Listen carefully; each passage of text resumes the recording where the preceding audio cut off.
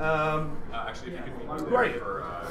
My name is Jeff Goldenberg, and I'm the co-founder and chief strategy officer for Abacus, which is a new type of ad agency that's focused strictly on performance Facebook advertising.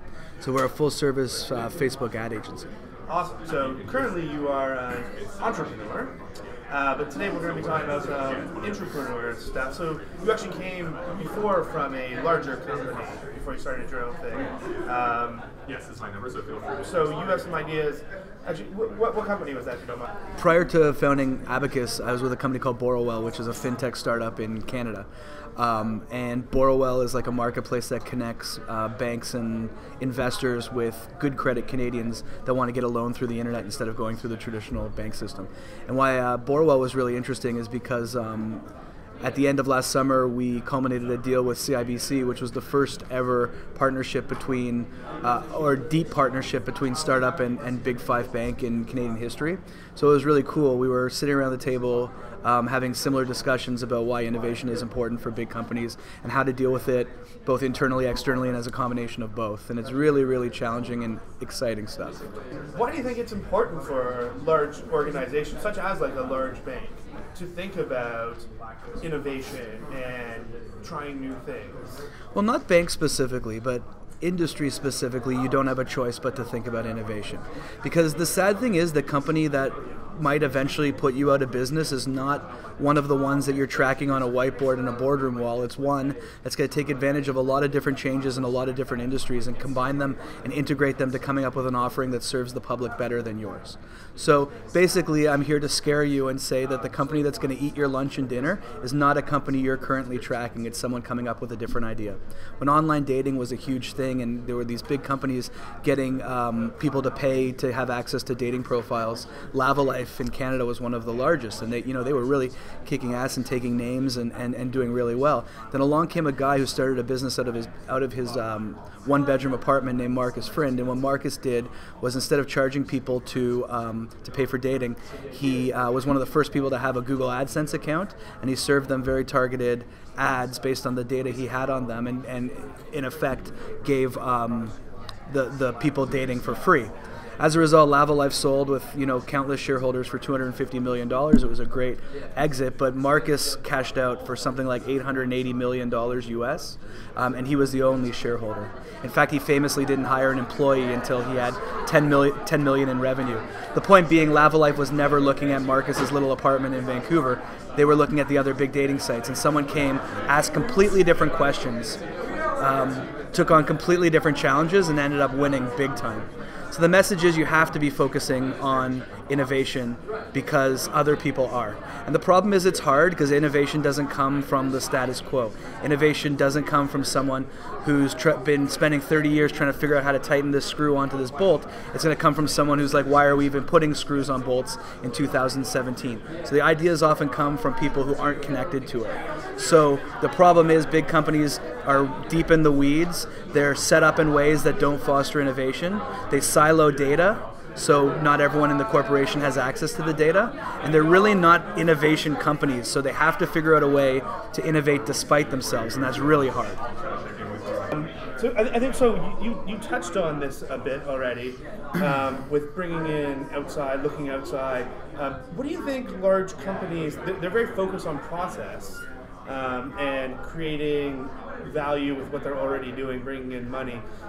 What do you think they need to start thinking about to foster this culture of innovation, or to encourage people to think of new ideas and bring them to the table within organizations? So it's always amazed me the way big companies think about cannibalization. They're really afraid of cannibalization, and history has showed us time after time after time after time that if big companies don't cannibalize themselves, they're going to get cannibalized by someone else. And this is something that's sort of like a mantra to me. The customer's always going to win. There's always startups and technology companies that are coming up with technology that uses the modern technology that's available to everyone but makes the customer experience better. And that pushes the big companies because they have to respond or react to these improvements, and sometimes that comes through acquisition, sometimes that comes through imitation, sometimes that comes through partnership, but they have to do it. And a lot of the ideas and a lot of the speed to market and the attitude, the appetite to iterate over and over is really missing from a lot of these companies. A lot of big companies ship a product and they kind of wash their hands clean of it, but technology companies, it's more like a baby. You don't send the baby out to a wild and hope it flies out of the nest. You really nurture that thing until he's 18 years old and ready to go to university. And that's a very, very, very different approach than what big companies are doing. So when big companies and startups work together really well, they take advantage of what each brings to the table. The bigger companies have brand and customers and trust and processes and data, and the smaller companies have newer technology. They're very agile. They iterate, they test, they pivot until they get it right, and they don't quit until they do. So it's very, very different approaches that I think synergize really nicely. If you look at Borrowell and CIBC coming together, that's a perfect example.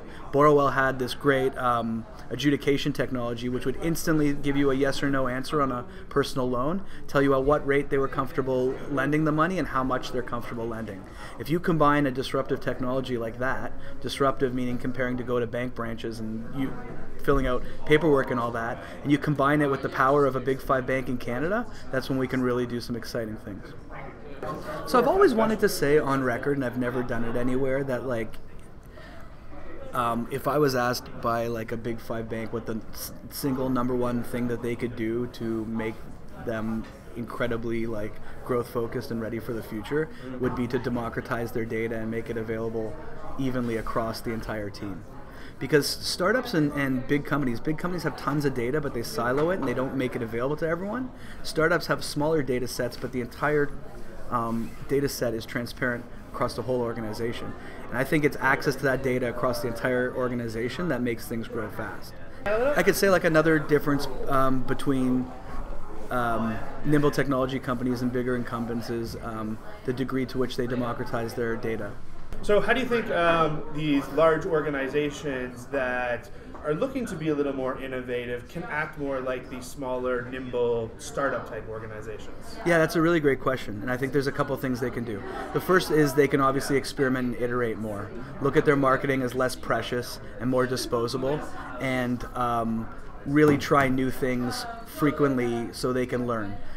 There's a difference between optimizing ad campaigns and making them 1 or 2% better every week, which is great. That compounds over time and does great things, but also doing experimentation that could lead to a 10x improvement or a 100x improvement.